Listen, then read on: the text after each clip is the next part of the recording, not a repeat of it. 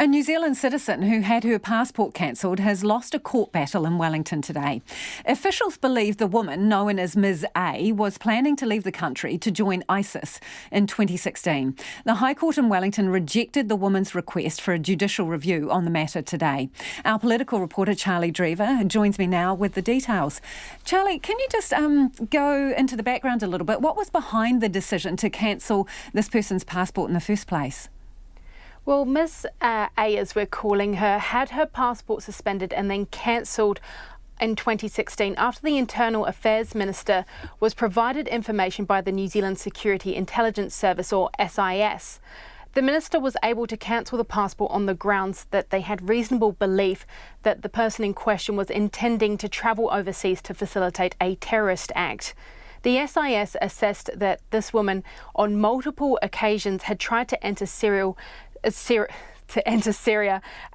join ISIL, including one instance where she was stopped at the Turkish border, where she was suspected of trying to enter Syria to marry an Islamic State fighter.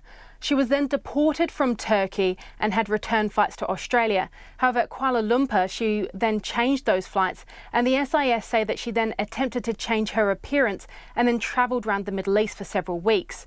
From there, she then met with her brother at Qatar, and then they travelled to Oman and then ultimately to New Zealand, where she then told officials at customs that she was not trying to enter Syria and was instead trying to visit family at a Turkish refugee camp.